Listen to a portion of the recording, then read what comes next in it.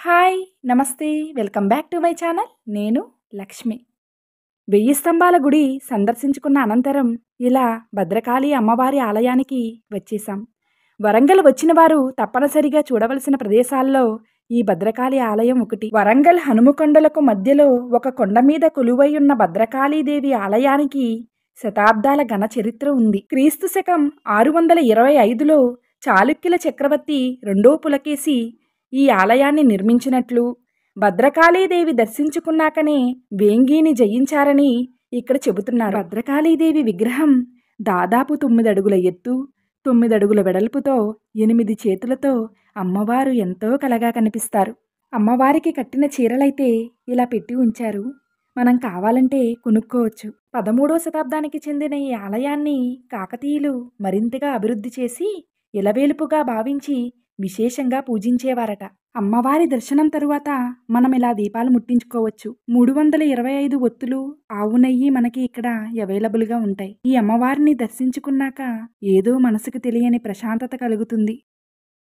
భద్రకాళి చెరువు తీరాన గుట్టల మధ్య ప్రకృతి శోభతో ప్రశాంతమైన వాతావరణంలో ఎంతో అద్భుతంగా ఉంది ఈ ఆలయం. అమ్మవారిని దర్శనం చేసుకుని బయటికి రాగానే ఇలా పెద్ద పెద్ద రాళ్ళు, కొండ మీద ఇలా రాఘవేంద్ర స్వామి మనకి దర్శనమిస్తారు.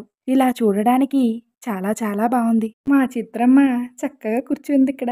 చక్కటి గోశాల కూడా ఉంది. గ్రంథం ఆధారంగా ప్రతాపరుద్రుని కాలం నాటికే అమ్మవారు ప్రసిద్ధి చెందినట్లుగా తెలుస్తుంది. ఇక్కడ అమ్మను దర్శించుకున్న వారికి అమ్మవారి శక్తి కత్తికి గుర్తుగా ఇలా చంద్రాకారంలో బొట్టును పెడుతుంటారు. ఇక అంతే హ్యాపీగా అమ్మవారి గుడి నుండి బయలుదేరాం. ప్రశాంతమైన దర్శనాల తరువాత ఇక్కడైతే ఒక మంచి లంచ్ బ్రేక్ తీసుకున్నాం. ఫుడ్ అయితే మస్ట్ ట్రై అని చెప్తాను. టెంపుల్ నుండి వచ్చే వేలోనే ఈ ఉడిపి హోటల్ ఉంది. మా అందరికీ అయితే ఈ ఫుడ్ చాలా నచ్చేసింది. మోస్ట్ ఫేమస్ వరంగల్ కోటకైతే బయలుదేరాం. కాకతీయ రాజులు ఈ వరంగల్ నగరాన్ని తమ రాజధానిగా చేసుకుని ఆంధ్రదేశాన్ని మొత్తాన్ని పరిపాలించారు. కోట గురించి మాట్లాడుకుంటే అతి పటిష్ట నిర్మాణం అని చెప్పవచ్చు. ఎన్ని వేల మంది సైన్యంతో వచ్చినా అనుమతి లేకుండా ఈ 7 ద్వారాలు దాటడం అసాధ్యమనే చెప్పాలి. కానీ ఇప్పుడు కేవలం 3 ద్వారాలు మాత్రమే కనిపిస్తున్నాయి. లోపలికి రావడమే మనకి ఒక ఊరిలాగా కనిపిస్తుంది. బయట కనిపిస్తున్న ఈ ఊరి మొత్తం ఒకనాటి కోటలోని భాగమే. ఇక ప్రజెంట్కి వస్తే ఎంట్రీ టికెట్ వచ్చేసి 25 రూపీస్, కెమెరాకి ఎక్స్ట్రా 25 రూపీస్ ఛార్జ్ చేస్తున్నారు. ప్రస్తుతం ఈ కోట ధ్వంసం అవడం వల్ల కేవలం వాటి అవశేషాలు మాత్రమే కనిపిస్తున్నాయి. ఈ కోటని 12th సెంచరీలో నిర్మించడం జరిగింది. కాకతీయ రాజు గణపతి దేవుడు 1999లో ప్రారంభించారట. వారి కుమార్తె రాణి రుద్రమ్మదేవి పూర్తి చేసిందని, అలానే ఈ కోటని ఢిల్లీ సుల్తాన్లు 3 సార్లు దండయాత్ర చేసి మొత్తం ధ్వంసం చేశారని ఇక్కడ చెబుతున్నారు. ఈ కోట ఒక ఆకర్షణ, చరిత్రను తెలుసుకోవాలనే ఒక ఉత్సాహం. దక్షిణ భారతదేశంలో శిల్పకళకు ఉదాహరణే ఈ వరంగల్ కోట. మన ఛానల్లో ఇలా వరంగల్ చరిత్రను, కళలను ఇలా చూపించడం మహా ఆనందంగా ఉంది.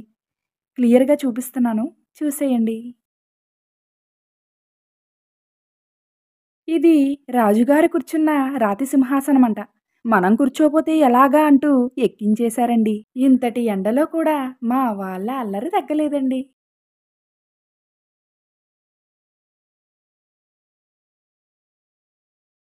వీటిపై ఉన్న శిల్పకళ అలనాటి వైభవాన్ని, వాటి వెనుక ఉన్న శిల్పుల కష్టాన్ని స్పష్టంగా తెలియజేస్తున్నాయి. మాటల్లో చెప్పలేని వర్ణన ఇది. కాకతీయుల శిలాతోరణ స్తంభం మనం చూడవచ్చు. తెలంగాణ స్టేట్ యాంబలంలో కూడా ఇది కనిపిస్తుంది. కిలా వరంగల్ తోరణం అని కూడా పిలుస్తారు. ఇలా ముక్కలు ముక్కలుగా పడి ఉన్న ఈ స్తంభాలను చూస్తుంటే మనసుకి ఎంతో బాధ కలుగుతుంది. ప్రభుత్వం వారు దొరికిన ఈ కళాఖండాలను బహిరంగ ప్రదేశంలోనే ఇలా అమర్చి ఇలా రక్షిస్తున్నారు. మీరెవరైనా వరంగల్ వెళ్ళాలనుకుంటే ఈ ప్లానింగ్ని, టైమింగ్స్ని ఫాలో అవ్వచ్చు. అప్పుడప్పుడు ఇలాంటి ప్లేసెస్ విజిట్ చేయడం వల్ల హిస్టరీ కూడా తెలుస్తుంది. Thanks for watching my video and please subscribe my YouTube channel unique diaries Lakshmi.